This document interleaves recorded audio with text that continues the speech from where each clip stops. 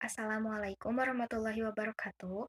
Perkenalkan, nama saya Salsabila Putri Rizkita dari International Women University, Fakultas Ilmu Sosial dan Bisnis, Program Studi Administrasi Bisnis, dari kelas ABI 8. Pada kesempatan kali ini, saya akan membahas mengenai analisis penyalahgunaan wewenang dalam sistem perpajakan Indonesia dengan mengambil studi kasus Rafael Alun Trisambodo dan dampaknya terhadap kepatuhan perpajakan. Alasan saya memilih topik ini karena menurut saya kasus ini cukup menarik untuk dibahas. Biasanya, kalau kita membicarakan pajak, yang paling sering muncul di pikiran masyarakat adalah tentang wajib pajak. Misalnya, apakah masyarakat sudah membayar pajak atau belum? Apakah masyarakat sudah melaporkan pajaknya atau belum? Tapi sebenarnya sistem perpajakan itu bukan hanya tentang masyarakat sebagai wajib pajak. Ada juga pihak yang menjalankan dan mengelola sistem tersebut, yaitu aparatur pajak.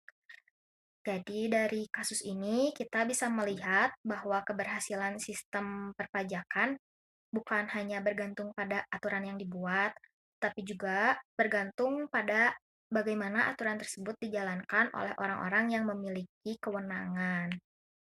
Nah, dalam pembahasan kali ini, saya akan menjelaskan bagaimana kasus Rafael Alun Trisambodo dapat memberikan dampak terhadap kepercayaan masyarakat dan bagaimana hal tersebut berhubungan dengan kepatuhan pajak.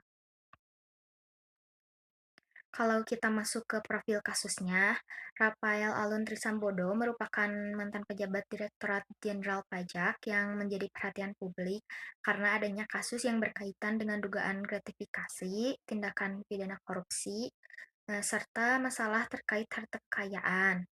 Kasus ini menjadi sorotan karena beliau merupakan bagian dari institusi perpajakan, yaitu lembaga yang memiliki peran penting dalam mengelola penerimaan negara.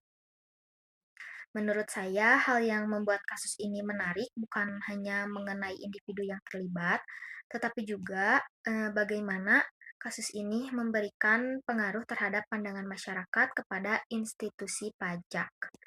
Karena pajak merupakan kewajiban masyarakat kepada negara, masyarakat tentunya membutuhkan rasa percaya bahwa sistem tersebut berjalan secara adil, transparan, dan tidak disalahgunakan. Kalau kepercayaan masyarakat menurun, maka hal tersebut bisa berpengaruh terhadap kemauan masyarakat dalam menjalankan kewajiban pajaknya. Sebelum membahas lebih lanjut mengenai kasusnya, kita perlu memahami dulu kenapa pajak memiliki peran yang penting. Pajak merupakan salah satu sumber utama penerimaan negara. Uang dari pajak digunakan untuk membiayai berbagai kebutuhan masyarakat seperti pembangunan jalan, fasilitas kesehatan, pendidikan, dan berbagai pelayanan publik lainnya. Jadi sebenarnya ketika masyarakat membayar pajak, manfaatnya akan kembali lagi kepada masyarakat dalam bentuk pembangunan dan pelayanan negara. Namun, menurut saya, pajak bukan hanya sekedar masalah pembayaran uang kepada negara, ada faktor kepercayaan yang sangat berpengaruh, contohnya ketika masyarakat percaya bahwa pajak dikelola dengan baik dan digunakan sesuai tujuan, maka masyarakat akan lebih sadar untuk memenuhi kewajiban pajaknya. Tetapi ketika muncul kasus penyalahgunaan dalam sistem pajak, masyarakat bisa mulai mempertanyakan apakah pajak yang mereka bayarkan sudah dikelola dengan benar atau belum. Kalau kita lihat dari sisi kewajiban perpajakan, setiap wajib pajak memiliki beberapa kewajiban utama. Yang pertama adalah menghitung pajak sesuai dengan kondisi sebenarnya. Yang kedua adalah membayar pajak sesuai dengan jumlah yang telah ditentukan. Dan yang ketiga adalah melaporkan pajak melalui laporan perpajakan yang sesuai. Selain itu, pihak yang bekerja di bidang perpajakan juga memiliki tanggung jawab besar karena mereka menjalankan sistem yang berhubungan langsung dengan penerimaan negara. Jadi, Ketika terjadi penyimpangan dari pihak internal, dampaknya tidak hanya kepada individu tersebut, tetapi juga bisa mempengaruhi kepercayaan masyarakat terhadap lembaga perpajakan. Untuk kasus ini, jenis pajak yang berkaitan adalah pajak penghasilan atau yang bisa disebut PPh orang pribadi. Kenapa PPh orang pribadi berkaitan? Karena salah satu hal yang menjadi perhatian dalam kasus ini adalah mengenai kesesuaian antara penghasilan, harta kekayaan, dan pelaporan wajib pajak. Dalam perpajakan, seseorang tidak hanya diwajibkan membayar pajak, tetapi juga harus memberikan informasi yang sesuai mengenai kondisi ekonominya. Karena dari laporan tersebut, pemerintah dapat melakukan pengawasan apakah kewajiban perpajakan sudah dilakukan dengan benar atau belum. Nah, sekarang kita masuk ke bagian analisis kasus. Menurut saya, inti dari permasalahan kasus ini adalah mengenai integritas dan penyalahgunaan wewenang. Sebenarnya, sistem perpajakan Indonesia sudah memiliki berbagai aturan dan mekanisme pengawasan.